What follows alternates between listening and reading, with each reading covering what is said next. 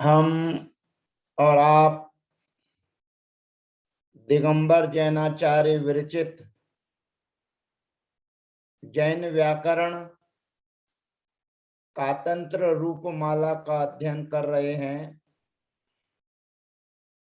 और इस कातंत्र रूपमाला के अध्ययन में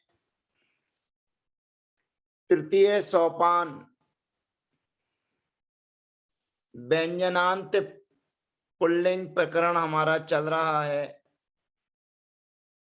और इस व्यंजनांत पुल्लिंग प्रकरण में चवर्गांत शब्द अदद्री धन अंश ये शब्द हमारा चल रहा है। अदस शब्द के उपपद रहते हुए अंचु धातु से कुप प्रत्यय करके अदस के स्थान पर अद्री आदेश होकर अदद्री धन अंश यह हमारी स्थिति है।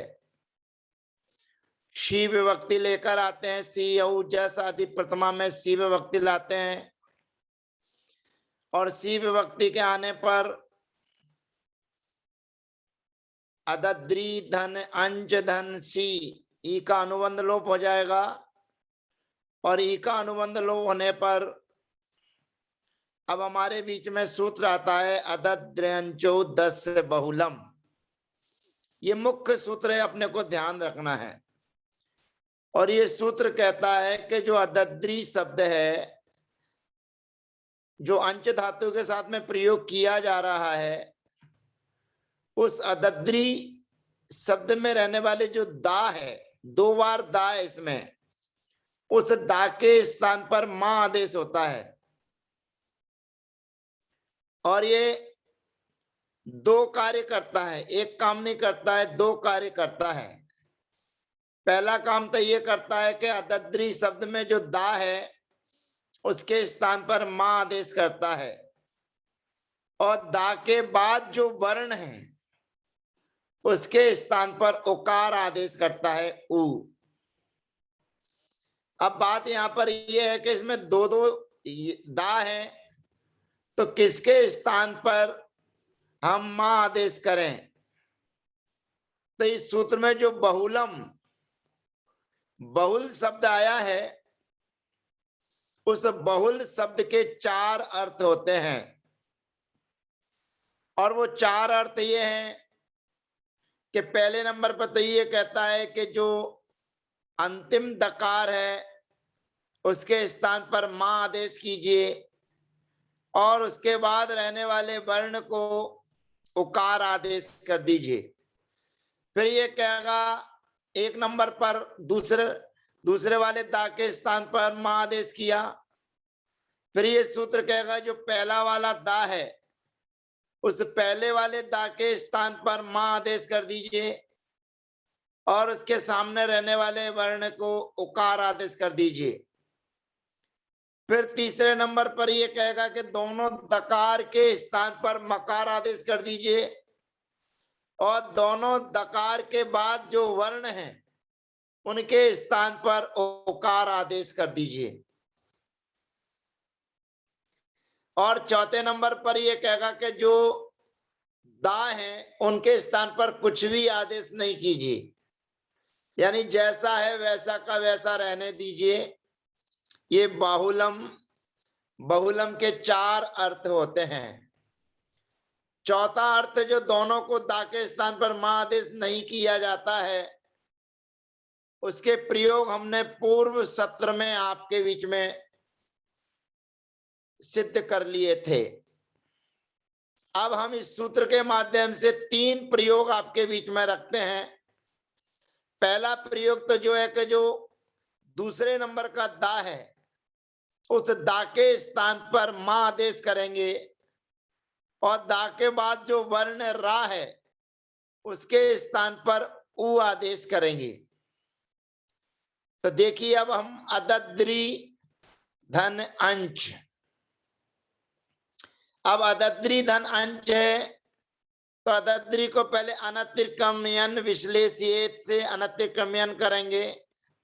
अ दा आ दा रा ई और उसके बाद में अंश। ये हमारी व्यवस्था है।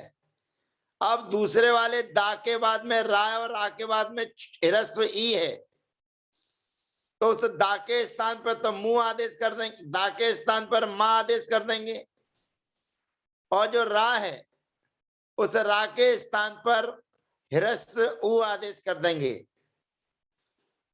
तो और उसके बाद में जो उसमें ई बैठी हुई है वो ई बैठी रहेगी सुरक्षित। अब हमारी स्थिति होगी अद मु ई धन अंश। ये हमारी स्थिति है। अब आगे की हम प्रक्रिया चालू कर रहे हैं। सूत्र ने कह दिया अदद्र्यंचौ दस्य बहुलम। दकार के स्थान पर मकार आदेश होता है और उसके बाद वाले वर्ण को उकार आदेश होता है। अदद्र्यंचो दकारस्य बहुलम मकारो भवति मात्परस्य रस उत्तम च। मां से परे जो रा है उसके स्थान पर उत्तम माने उकार आदेश होता है। अब ये ध्यान रखना, ये दा से परे जो रा है वो केवल दूसरे वाले दा के बाद में ही आ है। पहले वाले दा के सामने रा नहीं है, उसके बाद तो आकार है। तो जब दूसरा आदेश करेंगे तो पहले वाले दा के बाद जो आकार है उसके स्थान पर उ आदेश करेंगे। तो इस सूत्र का अर्थ ये जब समझना कि दा के बाद जो वर्ण हो, रा लिखा हुआ है तो रा तो एक ही जगह मिलेगा, दो जगह रा नहीं मिलेगा। तो फिर दूसरी जगह क्या करेंगे? तो इस सूत्र का अर्थ जानना कि विषय दा के बाद जो भी वर्ण हो, अर्थात स्वर वाला वर्ण हो तो स्वर, व्यंजन वाला वर्ण हो तो व्यंजन, इन दोनों के स्थान पर उकार आदेश होता है। दा के बाद जो भी वर्ण होगा उसके स्थान पर उकार आदेश होता है। तो सूत्र की टीका कहती है रस से उत्तम, रा के स्थान पर उ आदेश होता है, यानी कि पहले दूसरे वाले दा के स्थान पर मां आदेश करके उ आदेश कर रहे हैं। तब हमारी स्थिति थी अद मु ई धन अंश। अब हमें सब पुरानी पद्धतियां अपनानी है जो हम करते चले आए हैं, जैसे चवर्ग दृगादि नाम च। चवर्ग दृगादि नाम च से चा के स्थान पर गा आदेश करना है। फिर व्यंजनाच्य, व्यंजनाच्य सूत्र से सी विभक्ति लेकर आए थे, उसका लोप करना है। चवर्ग दृगादि नाम च सूत्र से गा आदेश करना है। मनोरनुस्वारो धुटी सूत्र से जो अंश धातु का यहाँ है उसके स्थान पर अनुस्वार करना है। और वर्गे वर्गांता सूत्र से अनुस्वार के स्थान पर ङ आदेश करना है, क्योंकि सामने गा है, उस गा को देखकर ङ आदेश करना है। और इसके बाद संयोगांत लोपा से गा का लोप करना है। अब जो अदमु ई ह्रस्व ई थी उसके सामने अंश का आ है, तो ये वर्णो या म सवर्णे नाचा परो लोप्या सूत्र से ई के स्थान पर या आदेश हो जाएगा। तो पहला प्रयोग बन जाएगा अदमुयंग। अदमुयंग द्विवचन में अविभक्ति है, इसमें कुछ नहीं करना है। अदमुयंचौ। फिर बहुवचन में अदमुयंचः। संबुद्धि में भी इसी प्रकार से है अदमुयंग, अदमुयंचौ, अदमुयंचः। द्वितीया के एक वचन में अदमुयंचम, द्विवचन में अदमुयंचौ। यह स्थिति हो गई। अब सस विभक्ति में जो कार्य करते चले आए हैं वह भी हमें काम करना है। हमारी स्थिति है अदमुई धन अंश, अदमुई धन अंश। अब यहाँ पर अंश में से काम करना चालू करेंगे। अदमु ई अंच सस विभक्ति लाएंगे।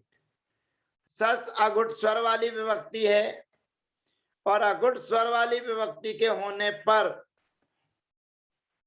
व्यंजनानुसंगा सूत्र से इसकी अनुसंग संज्ञा करेंगे और अनुसंग संज्ञा करने के बाद अनुसंगस चाकृंचेत सूत्र से अनुसंग संज्ञक का लोप कर देंगे और अनुसंग संज्ञक का लोप करने के बाद में जो अच का आ बचा हुआ है, अंच का आ बचा है, अंचेर लोपः पूर्वस्य च दीर्घः, अंच के आ को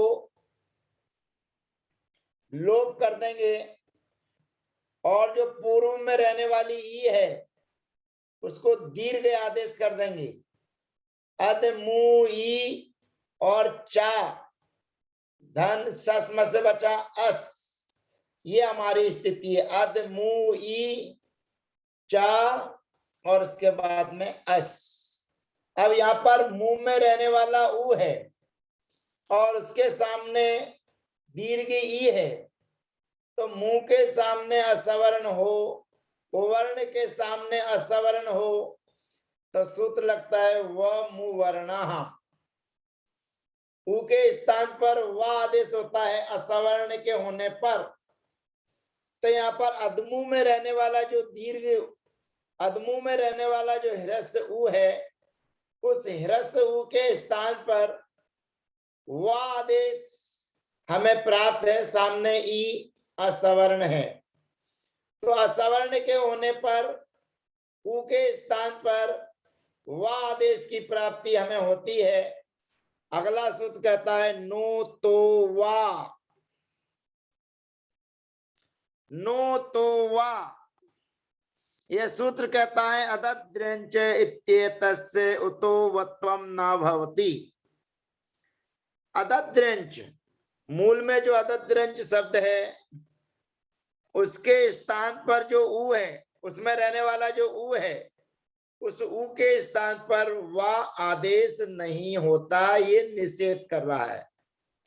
तो अब ऊ के स्थान पर वा आदेश नहीं होगा, तो जैसा शब्द है वैसा का वैसा रहते हुए व्यंजन मत्सरम परवर्णम लगाएंगे। तो इसके बाद जोड़ देंगे रसकार रेप शोर विसर्जनीय से कर देंगे, तो अद मु ई चाह, ये प्रयोग हमारा सिद्ध होता है अद मु ई चाह। उसके बाद में तृतीया के एक वचन में भी यही बनेगा अद मु ई चाह। उसके बाद में भ्याम विभक्ति में जैसा हम अभी करते चले आए हैं वैसे ही आदेश करेंगे, अर्थात चवर्ग दृगादि नाम च सूत्र से चा के स्थान पर गा आदेश करेंगे और गा का अनुसंगस चा कृंचेत सूत्र से लोप कर देंगे और उसके लोप हो जाने के बाद में वर्णो यम सवर्ण नच परलोप्या, अर्थात जो ई थी उसके स्थान पर यह आदेश हो जाएगा अदमुयं भ्याम, अर्थात अदमुयग भ्याम, क्योंकि अनुसंग का तो आपने लोप कर दिया है। अनु तो यहाँ हो जाएगा अनु अदमुयग भ्याम, अदमुयग भी। अब आगे चलेंगे तो उसी प्रकार से फिर हमें काम करना है। अदमुईचे, अदमुयग भ्याम, अदमुयग भ्यः, फिर अदमुई चाह, अदमुयग भ्याम, अदमुयग भ्यः, अदमुई चाह, अदमुई चो, अदमुई चाम, अदमुई ची, अदमुई चो और शुभ विभक्ति के लाने पर योनुबंधो प्रयोगी सूत्र से अनुसंग का लोप हो जाएगा और अनुसंग का लोप होने के बाद चवर्ग दृगादि नाम च उस सूत्र से चा के स्थान पर गा आदेश हो जाएगा, और गा आदेश होने पर अनुसंगस चा कृंचेत, सूत्र से अंच के यहाँ का लोप हो जाएगा। फिर अगो से प्रथमा सूत्र से उस गा के स्थान पर का आदेश हो जाएगा। अब गा के स्थान पर का आदेश हो जाने पर पीछे जो सूत्र हम पढ़ रहे थे, उस सूत्र के माध्यम से